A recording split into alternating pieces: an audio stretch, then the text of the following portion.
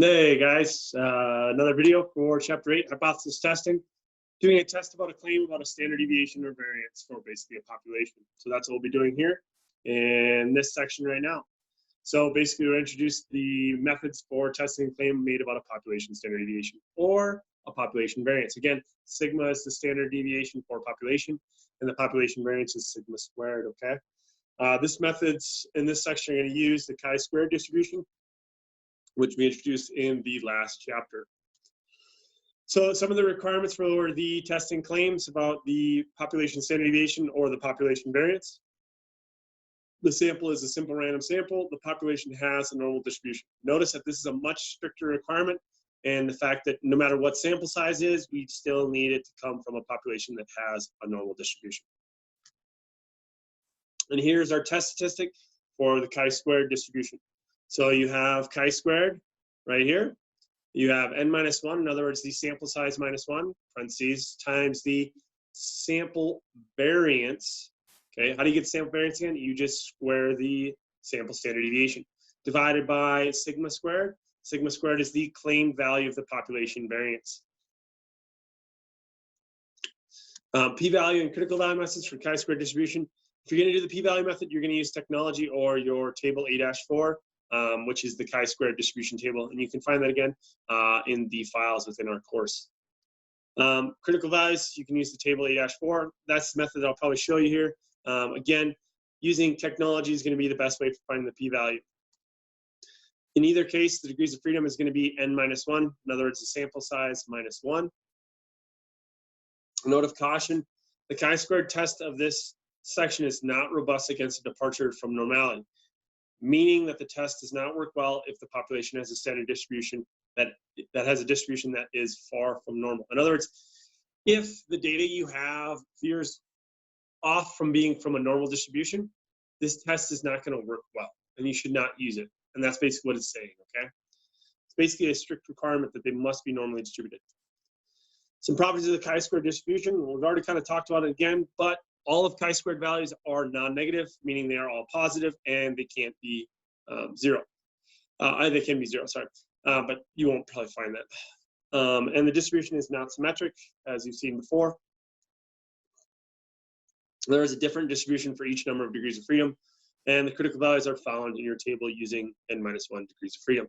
So again, chi-squared, this is what it looks like. Again, not symmetric, right? Looks positively skewed, meaning there is a tail to the right.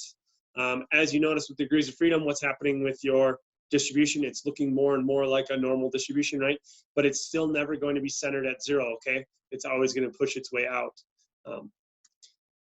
So here's the example that we're going to use. Basically, below is a listed heights of supermodels, 10 random ones.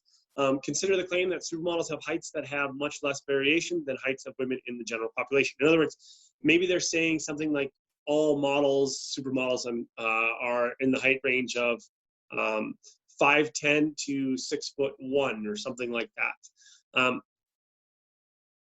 So we'll use a 0.01 significance level, in other words, that's our alpha, to test the claim that supermodels have heights with a standard deviation that is less than 2.6 inches. In other words, we're saying they have a very small variation in terms of their height, meaning it's a tighter band. Some of the summary stats, if you're to go and calculate this out, again, you wouldn't be calculating X-bar, you'd be calculating the standard deviation from this data set, okay? So you get S is equal to 0.7997395. You might end up rounding up to 0.800 if you were looking at it, right? So, and if you're looking at the population variance, then you'd look at 0.64. Some of the requirements we have to check. The sample is a simple random sample. We check for normality. We can use a normal quantile plot for this. If I was looking at this, I'd probably say, yep, looks like it's fairly normal, so we can proceed with the test. Step 1, take the claim and write it in symbolic form. We're saying that they have a standard deviation that is less than 2.6 inches. So sigma is less than 2.6, right? Sigma less than 2.6. Step 2, if the original claim is made false, meaning greater than or equal to, so it has equality in it, so this one becomes the equal part, and that becomes your null hypothesis. And in this case, it's great because your alternative is your claim, and that's usually what we want, because if we can reject the null, that means basically you are in favor of the alternative. Step 4 is pick a level of significance. Well, in this case, we were given 0.01. In step 5, Because the claim is made about sigma, we use the chi-squared distribution. So in our step 5 is always pick the distribution, knowing what population parameter you're talking about or trying to test. Step 6, calculate the test statistic. So our test statistic again, how do we figure out what sigma squared is? Well, we find basically what sigma is, and then we square that, so 2.6 squared. In this case, the 0.7997395, in other words, 0.8, square that. We calculate that out, we get 0.852 for chi-squared with 9 degrees of freedom. So if we think about this, if we go back, what tail distribution is this? Well, we can tell its tail by looking at the alternative hypothesis. In this case, it's one-tailed and it's a left-tailed test. If this had been greater than it'd be a right-tailed test. If it had been not equal, it would have been a two-tailed test. So going back here, we're taking our test statistic and see the critical value is 2.088. Maybe verify that you can find that on your own. Remember, degrees of freedom would be 9. And so in this case, the test statistic would lie in that red region, which is considered our rejection region. So we'd reject the null hypothesis, and that would probably provide us support for the alternative hypothesis. In other words, there is sufficient evidence to support the claim that supermodels have heights with a standard deviation that is less than 2.6 inches.